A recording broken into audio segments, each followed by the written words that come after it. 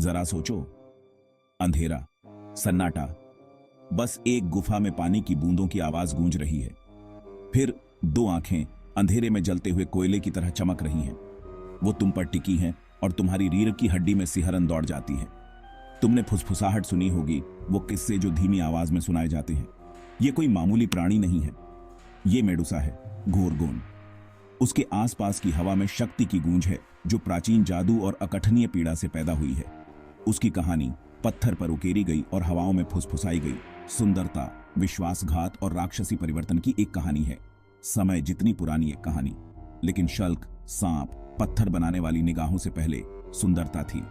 एक ऐसी सुंदरता जो खुद देवताओं को टोक दे सकती थी। यहीं से हमारी कहानी शुरू होती है, एक राक्षस से नहीं बल्कि एक लड़की से। आइए रिवाइंड करते हैं, उस समय में वापस जाते हैं जब श्राप से पहले, जब मेडुसा केवल एक किंवदंती की फुसफुसाहट थी, एक ऐसा नाम जो डर के बजाय प्रशंसा से बोला जाता था। 3 बहनों में सबसे छोटी मेडुसा के बारे में कहा जाता था कि उसके पास एक ऐसा आकर्षण था जो 1000 जहाजों को लॉन्च कर सकता था। उसके बाल सुनहरे धागों का एक झरना, उसकी पीठ पर सूरज की रोशनी की नदी की तरह बहते थे। उसकी आंखें चौड़ी और चमकदार हंसी और शरारत का वादा करती थीं। उसकी हंसी हवा की झंकार की तरह सबसे गहरे मूड को दूर भगा सकती थी। पुरुष उसकी लुभावनी सुंदरता की एक झलक पाने की चाहत में दूर दूर से सफर करते थे, लेकिन मेडुसा उनके प्यार से अछूती रही।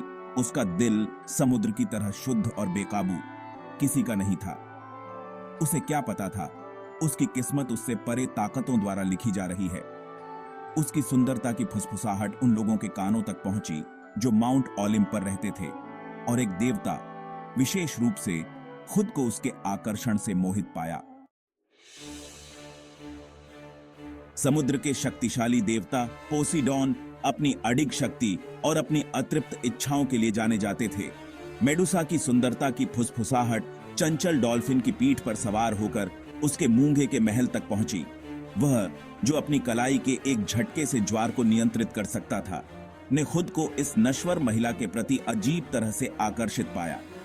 उसने फैसला किया कि उसकी सुंदरता एक इनाम थी जिसके लायक था, एक खजाना जो समुद्र की गहराई में छिपे किसी भी मोती से ज्यादा कीमती था। वासना और एक देवता होने के साथ आने वाले अधिकार की भावना से अंधे होकर पोसीडॉन ने मेडुसा को अपना बनाने का फैसला किया। उसे उसकी भावनाओं की, उसकी मासूमियत की जरा भी परवाह नहीं थी। वह एक देवता था और वह एकमात्र नश्वर। इस अपराध, स्वार्थी इच्छा के इस कृत्य के परिणाम ऐसे होंगे जो अनंत काल तक गूंजते रहेंगे, क्योंकि देवता यद्यपि शक्तिशाली थे, कर्म के नियमों से ऊपर नहीं थे।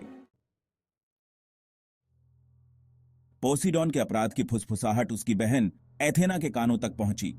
बुद्धि, युद्ध और न्याय की देवी एथेना अपनी उग्र बुद्धि और धार्मिकता की अटूट भावना के लिए जानी जाती थीं। अपने पवित्र मंदिर में पोसीडॉन के कार्यों के बारे में सुनकर एथेना एक ऐसे क्रोध से भर गई जिसने माउंट ओलिम्प की नींव को हिला दिया। यह केवल एक व्यक्तिगत अपराध नहीं था, यह उसके पवित्र स्थान का उल्लंघन था। जो कुछ भी उसे प्रिय था, उसका अपमान था। उसका क्रोध उसके दिव्य भाले के ब्लेड की तरह ठंडा और तेज, असीम था। लेकिन वह सीधे अपने भाई को दंडित नहीं करेगी। नहीं, उसका बदला तेज और भयानक होगा, जिसे वह इस अपवित्रता के लिए जिम्मेदार मानती थी, मेडुसा। अपने गुस्से में एथेना ने मेडुसा को दंडित करने का फैसला किया। उसकी सुंदरता को एक श्राप में बदल दिया, डर और घृणा का प्रतीक। यह मेडुसा के परिवर्तन की शुरुआत थी, एक क्रूर और असामान्य सजा जिसने उसके जीवन का रास्ता हमेशा के लिए बदल दिया। भाग 5, सर्प का आलिंगन। एथेना ठंडे क्रोध से भरे हृदय के साथ मेडुसा पर उतरी, लेकिन यह दया का कार्य नहीं था। यह मेडुसा को तोड़ने, उसे उसके प्रिय हर चीज से दूर करने के लिए बनाई गई सजा थी। उसके एक बार सुंदर बाल हर युवती की ईर्ष्या जहरीले सांपों के एक लहराते हुए द्रव्यमान में बदल गए थे। हर कोई फुफकारता था और थूकता था। उनके शल्कमंद रोशनी में खतरनाक रूप से चमकते थे। उसकी त्वचा, जो कभी गुलाब की पंखुड़ियों की तरह कोमल थी, सख्त हो गई और एक बीमार हरा रंग बदल गई। उसकी हंसी, उसकी आंखों की चमक सब चली गई। उसकी जगह एक भयावह शून्यता रह गई, जो उसकी आत्मा में जड़ जमा चुकी निराशा का प्रतिबिंब थी।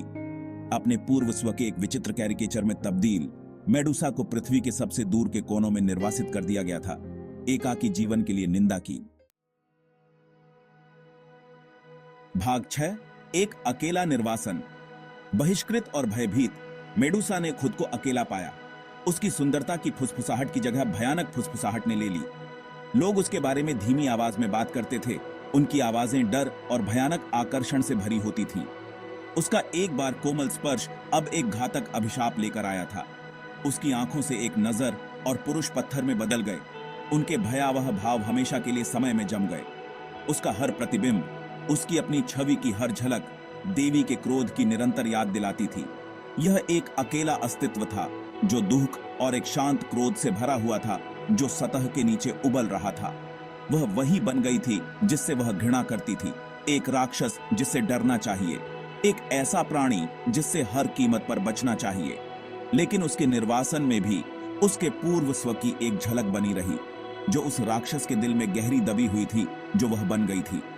एक झिलमिलाहट जिसे एक नायक के आगमन से फिर से जगाया जाएगा। भाग 7।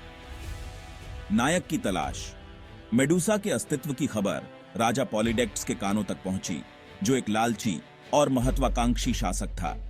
वह गोरगोन के सिर की कामना करता था, यह मानते हुए कि यह अंतिम पुरस्कार है, जो शक्ति और अजेयता का प्रतीक है। उसने पर्सियस को, जो अपने साहस और चालाकी के लिए जाना जाने वाला एक युवा देवता था, को इसे पुनः प्राप्त करने का काम सौंपा। पर्सियस को कम ही पता था कि वह एक जाल में चल रहा है, उसे खत्म करने के लिए डिजाइन की गई एक सावधानीपूर्वक योजनाबद्ध योजना। देवताओं द्वारा दिए गए उपहारों, पंखों वाले सैंडल, एक जादुई थैली और एक प्रतिबिंबित ढाल से लैस पर्सियस अपनी खतरनाक खोज पर निकल पड़ा। उसका दिल उसके काम के बोझ से भारी था, लेकिन वह सफल होने के लिए, अपनी योग्यता साबित करने और अपने भाग्य को पूरा करने के लिए दृढ़ था। पर्सियस की यात्रा खतरे से भरी हुई थी। हर कदम उसे खूंखार गोरगोन की मांद के करीब ले जा रहा था। उसके साहस की परीक्षा होगी, उसके संकल्प को बहुत ही कगार पर धकेल दिया जाएगा। भाग 8। ढाल का प्रतिबिंब। पर्सियस हवा की फुसफुसाहट और पत्तों की सरसराहट द्वारा निर्देशित अंततः खुद को मेडुसा की मांद के प्रवेश द्वार पर पाया। मौत की दुर्गंध हवा में भारी लटक रही थी, जो गोरगोन की घातक शक्ति की एक भयानक याद दिलाती थी। वह जानता था कि मेडुसा का सीधे सामना करना आत्महत्या है। उसकी निगाह एक क्षण के लिए भी उसका नाश कर देगी।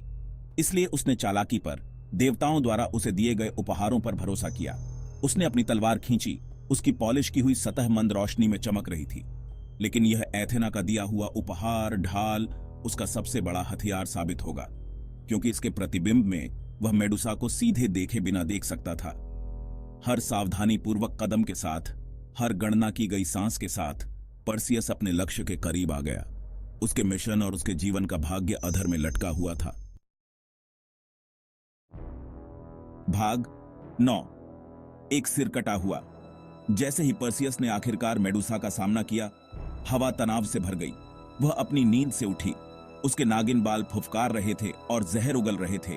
उसकी आंखें उस घुसपैठिए को खोज रही थीं, जिसने उसके एकांत को भंग करने की हिम्मत की थी। लेकिन पर्सियस तैयार था। वह एक अनुभवी योद्धा की गति और फुर्ती के साथ आगे बढ़ा। उसकी निगाहें उसकी ढाल में परिलक्षित छवि को कभी नहीं छोड़ती थीं। उसने अपना अवसर देखा और उसे जब्त कर लिया। एक तेज और निर्णायक प्रहार के साथ उसने अपना ब्लेड घुमाया। गुफा में धातु के मान से मिलने की आवाज गूंज उठी, क्योंकि मेडुसा का सिर, जो अभी भी अपने भयावह दृश्य को धारण किए हुए था, जमीन पर गिर पड़ा। मृत्यु में भी मेडुसा की शक्ति स्पष्ट थी। उसके कटे हुए गले से बहने वाले खून से पेगासस, एक शानदार पंखों वाला घोड़ा, और क्राइसोर, एक सुनहरी तलवार लिए हुए एक विशालकाय, आगे आया। पर्सियस अपना काम पूरा करके भयानक ट्रॉफी इकट्ठा की और गुफा से भाग गया। मेडुसा की चीखों की गूंज उसके कानों में गूंज रही थी।